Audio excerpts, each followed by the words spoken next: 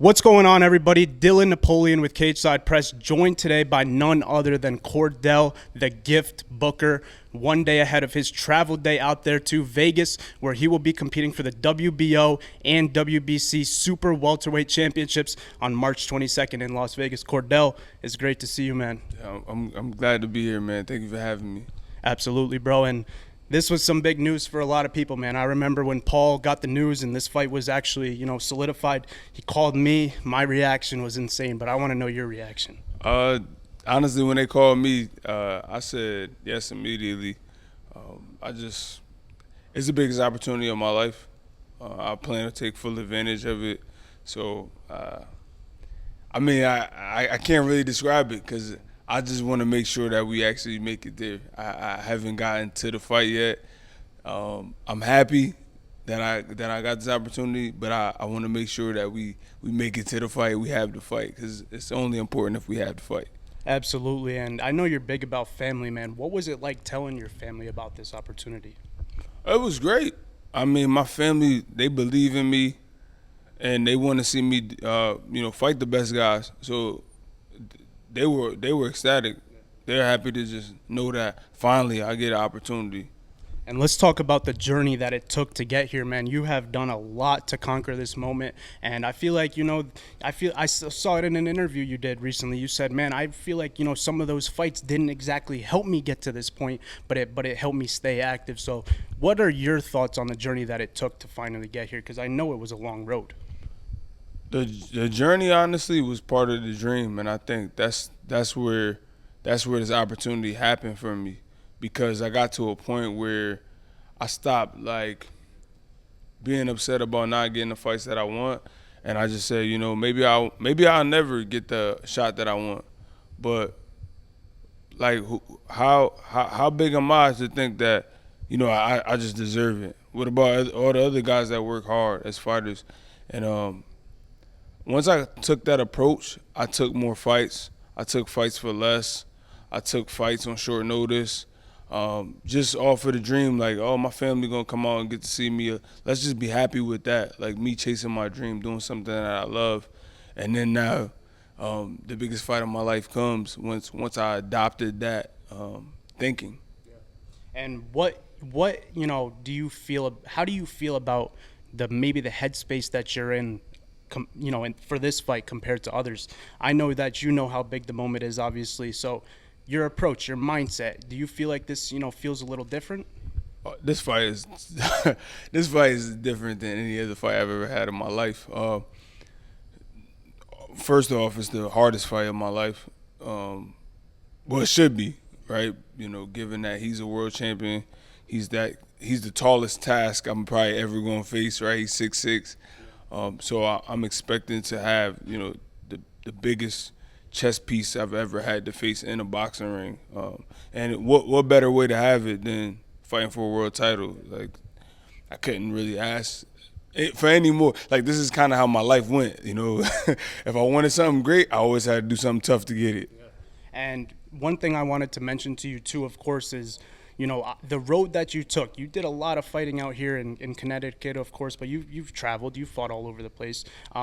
Being out there in Vegas, what's that like? It's a big city, of course, and finally you get to put your name out there in a big city like that. What does fighting out there in Vegas mean to you? I think the fighting in Vegas is cool just because of what it'll do for this community. I don't think we've ever had anybody from Stanford. I mean, I know we have some guys from Connecticut, but I don't think we ever had a homegrown Stanford guy who became a world champion or even fought for a world title. Not to my knowledge. Right. And I think people from here will respect that, and they'll start to believe okay, I can do it. Because I don't think people here actually believe that they could be bigger in sports.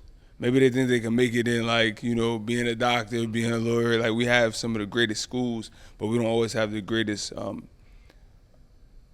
athletes, athletic programs. I think Donovan Mitchell went to GA, I believe. So that's it. But then he left and he went to a boarding school somewhere else, I heard. So I'm actually from here, born here, raised here, stayed here, didn't go nowhere. I'm from Stanford. Right, man, and that's one of the things I know you really try to do your best for this city. You try to put this city on your back and take it to the next level and put it on the map even more so.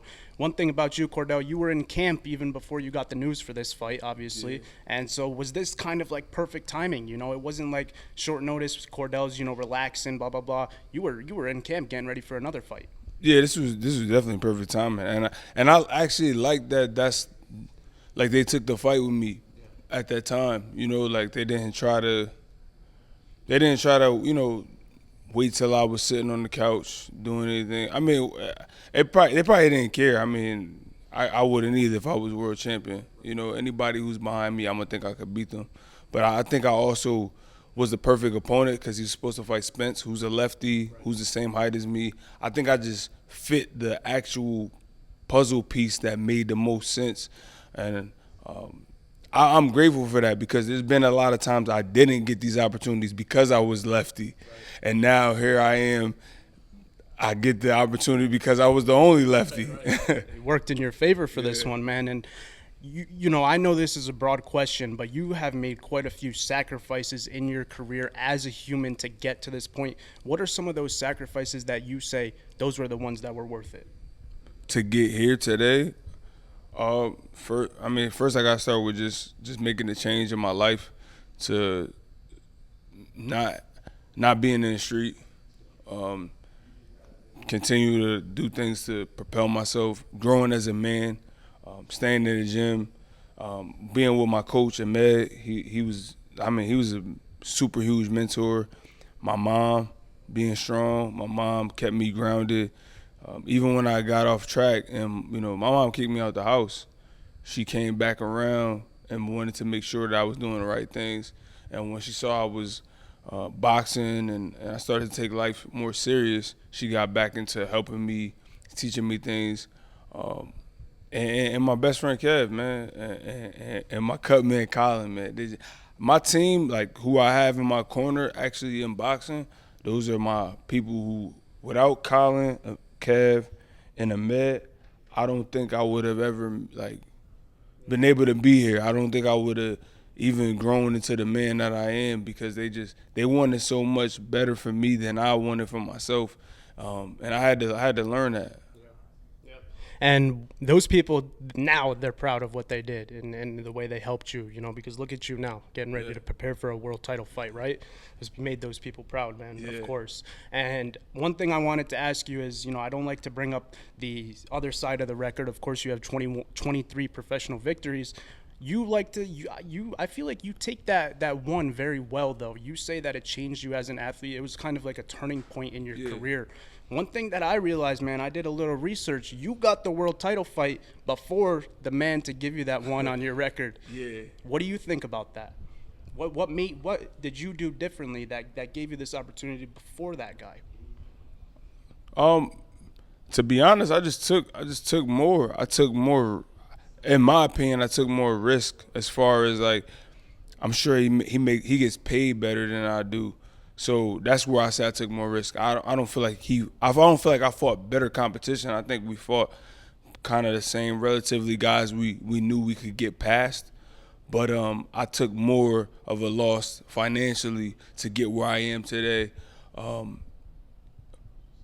And he honestly had a tall task in front of him as well. So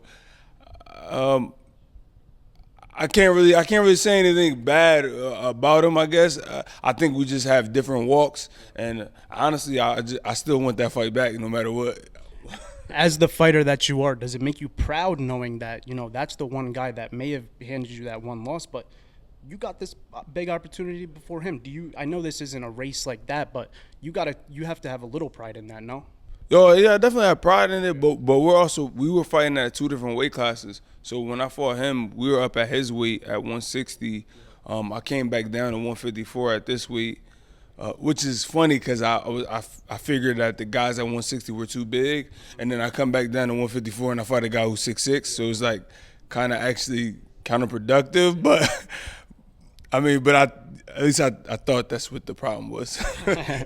Absolutely. And one thing that stands out to me about you is you kind of did this on your own as far as an athlete with your manager, stuff like that. You're a free agent still to this day, right? Yeah. You don't have a promoter kind of, helping you get these big fights and stuff. So do you think that made it even harder to get you here? And does it make you even more proud knowing that you guys did this as almost like a one-man, two-man band? Yes, for sure. I think that makes the team stronger. I think that makes my team stronger. I think that makes all of us a little bit more hungry, work a little bit harder, knowing that this we don't have an engine behind us that's pushing us, right? So like we could take this fight and maybe we don't get the same opportunities, but honestly, I think we will, because I don't see me losing this fight. I'm gonna do anything I can to win. And of course, while I'm here with you, Chordale, I want to talk to you about the actual fight itself. Of course, you have Sebastian Fundora on your hands March 22nd, right, out there in Las Vegas. You said he's a tall guy. We know he's a tall guy, but what is, more of an initial analysis about him? What do you think about Sebastian as a fighter? I think he's a good fighter. I think he's solid. He got solid punches. He works the inside very well. That's his thing. He likes to fight inside. I've been seeing he's been trying to do a little bit more boxing from the outside. So I'm not sure what he's coming out with, but like I said, man, I'm prepared. I'm prepared to do whatever it takes to win. Now talk me through this camp that you've been in. Of course, you were preparing for the other fight. Then you got this call. Tomorrow you head out to Las Vegas to start, preparing out there a little bit. What's going on with this camp? How do you feel about it so far? Obviously, you still got a little bit more work in Vegas, but how do you feel about the camp so far? Camp has been great. This has been the best camp in my life. I'm in the best shape of my life. My weight is looking good. My weight is incredible right now for where I am. And mentally, I feel super prepared, and I can't wait. Like I said, I just keep thinking about, like, please, God, let's both make it to the fight, so that way I can just show everybody. I just want to be able to have an opportunity to perform and put on the best performance of my life. And I know you're not looking ahead. Obviously, you're focused on getting to the actual fight. But what would it mean to you to bring this victory back to people like your coaches, your family, all the support that you have? I couldn't do anything better. That's it. Like this is that's how bad I want to win. Like I don't think it's anything I could do better than win. I agree. That's it. 100%. I agree. Now, last question for you, man. The people in Las Vegas, they're going to be kind of new to the Chordale Booker fighting style, stuff like that. They might not know what to expect. Obviously, a lot of people around here are showing their support going out there. But the people who may have never seen you fight before in Las Vegas, what should they expect from the gift that night? They should just expect a great performance. I'm gonna show everybody why. Like I've been saying for years, why I deserve to be on this level. I didn't think I would actually get.